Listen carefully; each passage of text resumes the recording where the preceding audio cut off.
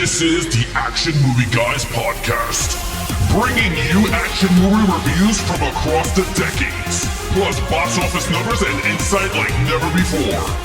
And now, your hosts of the Action Movie Guys podcast, Alex and Nate.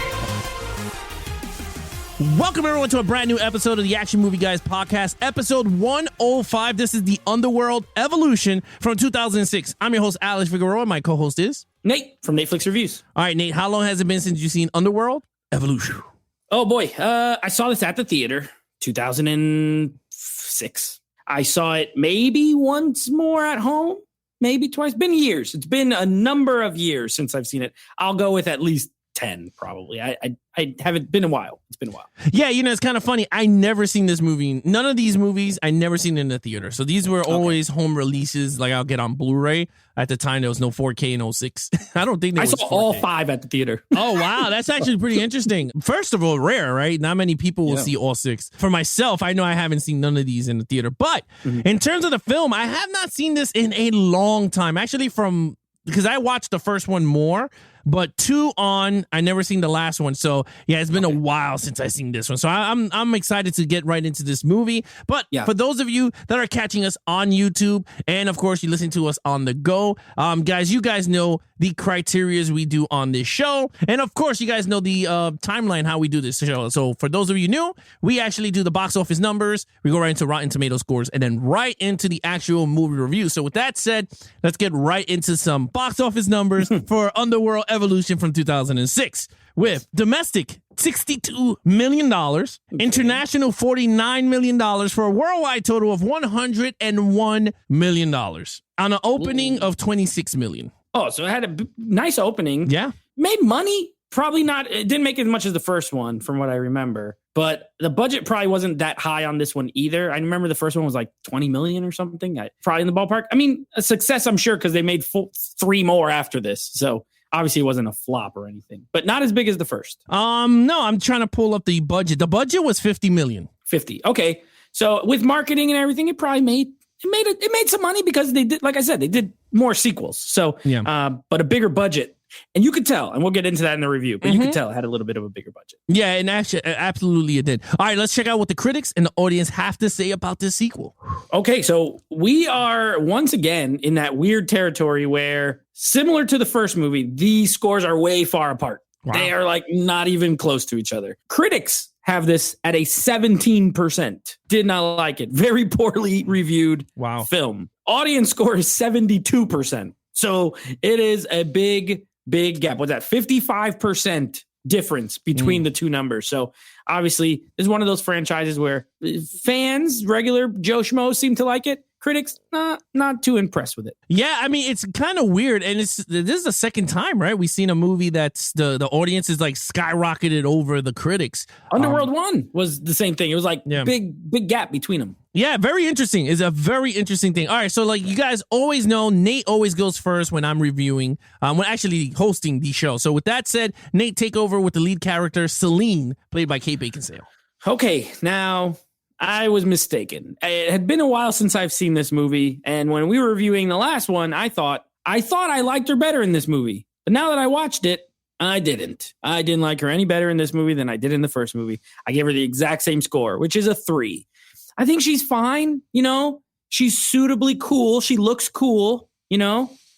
I believe her in the action scenes, you know what I mean? Like she's fine, but we're grading the character. And this character still doesn't really, is it just me? Or I know you're going to go in a second, but to me, it felt like there was so much other stuff going on in this movie. And that's more story related. But when it ties to the main character, like she didn't have much to do. Like this is not a story about this character. None of the Underworld movies so far, 1 or 2, is a story about Celine. They are about a lot of other things and all this lore and the Corvinus and the werewolves and she just kind of is there. And the same with Michael. He's useless. I still don't like him, but I'm giving her the 3 because I like her in the action scenes. I think her performance was a little better in this than in the last movie. Maybe the 3-year gap, you know, she did a little bit more acting or something. She's a little bit better, but I just don't find her to be an interesting character. And I really tried to. I was like, come on, give me something to latch onto, and you get the same backstory from the last movie. You know, there's a little bit more detail in it, but it's the same crap, right? She's a debt dealer. This guy killed her family, and now she has these memories that all of a sudden she can remember when she didn't have those in a second ago, but now she has them because she bit the guy. And what I don't know, it's very convoluted. I gave her a 3. I don't love her in this movie either. I agree with you in that sense. I don't know why we didn't, for a sequel, you think they were going to expand on Celine's character, develop her even more. We did not get that in this movie. We just got, again, the same old hints of what, and it's the same old lines they used in the first movie. You know, Victor killed your parents, and this is with your parents, and that with your parents. And I was like, okay, we heard this already from the first when Victor gave the story and Craven gave his story on what actually happened that night. I was like, then Marcus said the same thing that Victor said in the first movie. I was not too thrilled with that. I do agree with you. I felt like this, and you said this best in the first, right? This was more of a mythology of vampires and werewolves more than the Celine vampire journey. Because you're right. Yeah, we're following Kate Beckinsale because, yes, she is gorgeous to the eyes. You know, she has a beautiful voice. But again, this felt more to me, and I don't know if you agree, more like Alice from Resident Evil, where everything was about the world around Alice. Yeah. But it's the same character that dies and comes back, but it's about the game, right? Like everything around her. This is what I feel with Underworld. It's like you got she's a good character, but you could elaborate. Yeah, you could make her into a greater character. And they tried to. Right. She bit the older guy and got more powers, which we're going to talk about throughout the story. But I agree with you. I gave her a 3. I was not into this. Like rewatching it now, I'm like, I am not into this Celine character as much. But let's get right into the villain. The main villain, Marcus. Marcus. I like Marcus. Marcus is pretty cool. Not going to lie. I like Marcus. We get a little bit of Victor in the beginning. Now, there's one thing that prevents me from giving Marcus a 5. To be honest, I think he is a cool villain. He looks cool as hell. I like the wings. I like that he can go in and out of like his regular form and then like a vampire, like a scary vampire form. I dig that. That's cool. That's a very kind of classic monster, almost like a Wolfman type scenario, right? Where he's in and out, but he could control it, which is cool. I like that he flies. I like that he uses his wings as weapons. You know, he like impales people and chops off their heads and awesome. All of that, awesome. He's brutal. He's here to kill. I love it. Here's why he doesn't get a 5, because there's some backstory in this movie where he just looks like he just gets punked out by Victor too hard for him to be the first ever like vampire, because that's the whole point of it. Is his dad is immortal. Him and his twin brother, one of them gets bitten by a bat and one of them gets bitten by a wolf. This story sounds kind of dumb when you say it, but this is what happens. And then one becomes a vampire and one becomes a werewolf, right? For him to be that, and then Victor just like sunning him in all the flashback scenes. I was like, you can take him out whenever you want. You know what I mean? Like you can just, and he's kind of a little bit of a pansy and he's okay with it. And then now that Victor's dead and the other lady's dead, he's all, oh, well, I'm now the biggest one. So that kind of irked me. It made him look weak, in my opinion, when he should have looked purely strong the whole time. I'm going to give him a 4. I still think he's awesome. I just don't put him over Victor. Victor comes out looking even more like a beast because of those flashback scenes. Like he tells him, we're doing what I want to do.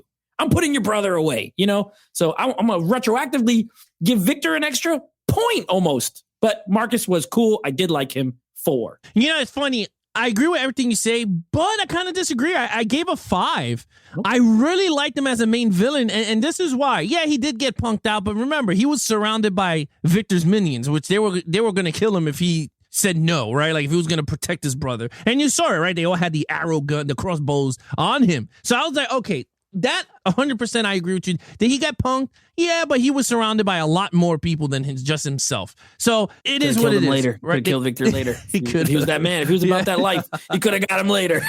He could have. No, I agree with you. Nah, but the thing I really liked him. He was very ruthless, and I think that's what I like. He was very gory when he killed people. It wasn't no nonchalant little kills here. This was a gory movie for a sequel. For Underworld so far. Marcus, I agree with you. I do love his wings. That is what's cool, and I do like the fact that when they went back to the house, they Craven, of course, he comes as a cameo. and he kills him. He and gets wrecked. he gets destroyed. That's great. But I do like the fact that when he bites him, he gets to see the memories of the person that he bites. And I think that's the pretty cool power that the elders have, because that's what it looks like, right? Like Victor did the same thing. Marcus did the same thing. It's supposed to be across the board, though, I think, because remember Celine, when she drinks Corvinus's blood, she gets like memories and stuff too. Okay. All right. I guess. I think it's a vampire thing. Yeah, I guess it's a vampire trait. But I liked it. And you're right. The whole switching between human and bat, I thought he looked great in his prosthetic look. He looked menacing. Like I said, he was very good. I love the scene that they're in the truck and he's following them and he's fighting Oil Dude on top of the thing. Yeah, I thought that scene was awesome. I don't know why. I thought that scene was very well shot, to be honest with you, that whole scene. So with that said, I gave him a 5. You gave him a 4. Let's get right into the action sequence. Okay, so this one has better action. So this one has better action than the first movie, in my opinion. And this is what I was talking about last week when we reviewed it. This one mixes it up. It's not just guns the whole time. Yeah. There is guns, but there is the truck scene. Give me a car chase with some vampires and some wolves. Like, I like how it starts in the beginning, with the wolves and they're all fighting with swords and arrows and fire. And I like that. I like that they fight hand to hand in scenes. You know what I mean? It's not all gunplay. So I liked it better. It's more brutal. This one has more blood and gore than the first one, which I'm always here for blood and gore, always. So I thought it was cool. Was it a 5 for me? No, nothing was incredible, but it was better than the last movie. I always save my 5s for the incredible. This is not incredible action, but it's good. It's diverse. It's mixed up. I like that. I'm going to give it a strong, a very solid 4, almost a 4.5, but I'll stick with my 4. Yeah, man, it's weird because yes, it does have better action than the first movie, but I think they elevated it a lot more than the first, right? Because I did agree with you that if they did a movie strict spinoff from the first half of the movie where it was Victor and Amelia and Marcus and his brother William and the father, if we had that spinoff, I'll tell you right now, it'll be a hit movie because everyone loves those villains. So you get to see how they were back in the centuries when they were, with the villages and all that. So I agree with you there, but look, we got action from that time period. Yeah. Then you got Marcus's action scenes, right? Him flying and he kills Craven. Then you got Celine. You see her, that scene in the woods when she is messing up those cops and they show finally they did vampire speed where you see her teleport from here to there and she's super fast. And I was like, now that's badass. And I was like, that is cool. That boosted up the score for me because I was like, was awesome. And they should have did more of that. Right. Yeah. Then she gets bit. She bites the father of Marcus's because he's like an elder bloodline. And I guess he gives you more powers because all of a sudden her eyes went from blue to white. When she was whooping ass. And I was like, now that is actually pretty cool. And she got stronger. She could walk through light now. She's super speed, which they didn't catch more of the super speed, but I could tell she should have more speed. It enhances her ability. So I thought it was cool. The last fight at the end when Marcus comes out with the wolf, I thought that was all well done for a movie. I thought that was actually well done. I gave it a 5. I was really into the action in this one more than the first because you're right. The first movie was straight up guns. I mean, she had unlimited bullets. This one, you could actually see her changing clips when she's shooting and wasting bullets everywhere. So with that, I gave it a 5. You gave it a 4. Let's get to storyline. Bad. I don't like it. I don't like the story in this movie. This is one of the most overly convoluted storylines for no reason, to be honest with you. They built up all this lore in the first movie, and it was great. It was great. I liked it. Okay, it wasn't great. It was really good. It could have been great, but it was really good. I think I gave the first one a 4 for storyline. I liked it. I don't feel like this capitalized on anything there. And now this movie was so heavy on flashbacks. Every 10 minutes, there's a flashback scene, a flashback scene, a flashback scene. The whole opening scene is a flashback scene, pretty much. And then you get nonstop literally, I didn't clock it, but every 10 to 15 minutes, there's a flashback scene, at least. It's like, okay, we saw the last movie. I don't need flashbacks to the very last movie just before this. You know what I mean? They needed to do that Resident Evil thing. I know we're going to review that later, like next year or something, but where at the beginning of the movie, they just do all the recap and then just start the movie. Because mixing in a million flashbacks is very annoying to me. Number two, Michael what is the point of this guy? He's the most pointless guy. Like he's a hybrid. They hype him up like he's something cool. He's not that cool. He looks different in this movie. Like they changed his face. Yeah. And they made him looks gray. a little more. Yeah, he's gray and he looks a little more monstrous. They took my points. Yeah. But he's still stupid. Like he's still stupid. And remember in the first movie, he had like speed where he could like almost teleport. He never uses that in this movie. He just fights regular and then that's it. So I don't like his storyline. I still don't think Celine gets a fair shake. You get all this stuff with the Corvinus and they're the first immortals and it's too much. You could tell like they're trying to do too much. I hate movies that try to do too much. Let's get a little simpler. You have your mythology. You've set it up. And by the way, there's no Lycans in this. Like they have nothing to do in this movie. Think about it. No Lucian. Lucian was awesome. They don't have like a leader werewolf. They set up the first movie as a eternal battle between werewolves and vampires. This movie abandons that. This is not about that at all. It's about this guy rescuing his brother who's a werewolf. That's pretty much it. The Lycans have nothing. There's no leadership. There's no structure. Can you name me? I can't even name one. Like, there's no Lycan characters in this movie besides his brother. And Michael. Yeah, and Michael, who's only a half. Yeah. You know what I mean? The rest of them are just like fodder. They just get killed, and it's so focused on the vampires. I don't know. I don't like it. I gave it a 2. Yeah, when it came to the storyline, I was a little baffled. Right? That's a weird word for me to use, but I was. I was very baffled because I was like, okay, did we continue on this storyline? Semi yes and semi no, because you're absolutely right. We're getting tons of flashbacks, and if that was the case, then you should have just did a spinoff and let people watch a spinoff more than doing these tropey flashbacks, which makes no sense. Like for me, it didn't make sense because we're looking at Celine, but now and this hates me, right? Like this is the thing I hate. I enjoy Mummy Returns because I love that whole Nefertiti and all that crap flashback, right? Yeah. It worked for that. I know you didn't like it, but it worked for that. This one was just very the same trope. Like she has now flashbacks as a kid, and it felt like the same movie. Like I remember this sign, but I don't know from where. And then I remember this corridor from where. Yeah. And I'm reliving something, and I'm like, come on, like this is a vampire movie.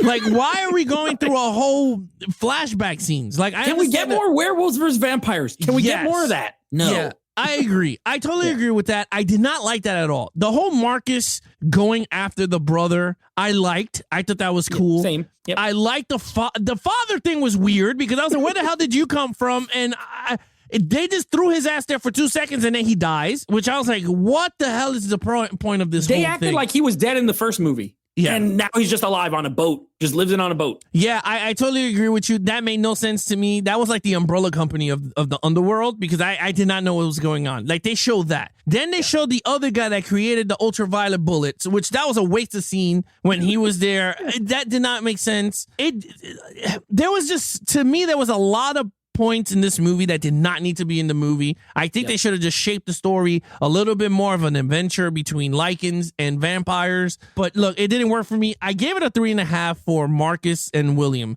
And in the beginning, I was more intrigued with the beginning storyline. I like that. Yeah. It just goes downhill after that. I agree with you. It does. Yeah, all right. Overall. So overall, I think the movie's fine. Like it's watchable because of the action and the villain is cool. This movie is too blue. Once again, it's extremely blue. At least there's 1 or 2 scenes where these people actually have skin tones and it's not like 150% blue. So it's just 90% blue. That's the look of the movie. We'll have to get used to it. I'm used to it. I just hate it. It's fine. I think it's okay. I think it's a good action film. I don't think it's a great film. You know what I mean? Story-wise and character-wise and things like that. Once again, the villains are the secret sauce in these movies. When your villain is always better than your hero every time, that's not a good thing. You know what I mean? They should be equal at most, or the hero should be better. That's my opinion. But constantly, Celine is overshadowed by these amazing villains that these movies have. So a strong villain, good action, a bad story. I don't like it. And not a great lead. It's a 3 out of a 5 for me, right down the middle, a 6 out of 10. It's watchable. And it's shorter than the first movie by like 20, 25 minutes. So quicker, moves a little quicker. You know, the pacing is fine, but just too much nonsense to me. Too much nonsense.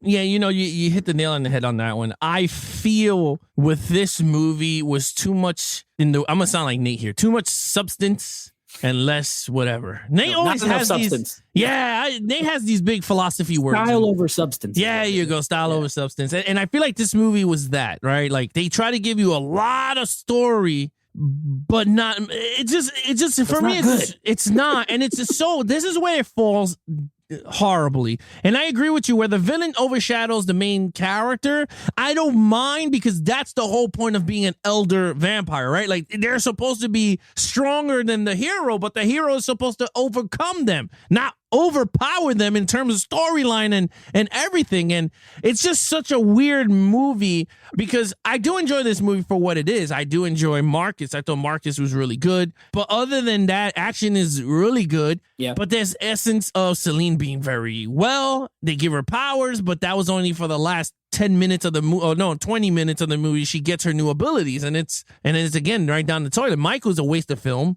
I don't know why they have him in the movie. Yeah, he's garbage. But look, with that said, I gave overall a 3. It's a good movie. That's what 3 is in our rating system. It's a good movie. It's a good movie. 4 is great. 5 is perfect. It's good. It falls in that line. I thought the first movie, as right now, seemed better than the sequel. I think this one has better elements, and I think the first one has better elements. But I think the first one's better elements are better. I know I said better a lot, but I agree. I think the first movie's a bit better overall. But this one's fine, you know, for a sequel. It could do worse. It could have been better, though. Yeah. I'll leave it there. All right. Total points. Total points for me is a 16 out of a 25. Yeah, a watchable sequel. I don't hate it. I hate the story, but I don't hate anything else in it. It's fine. 16 out of 25. Yeah, look, for me, it's a 19 and a half. I think that it's good. I think the first one so far is the better one out of the 2.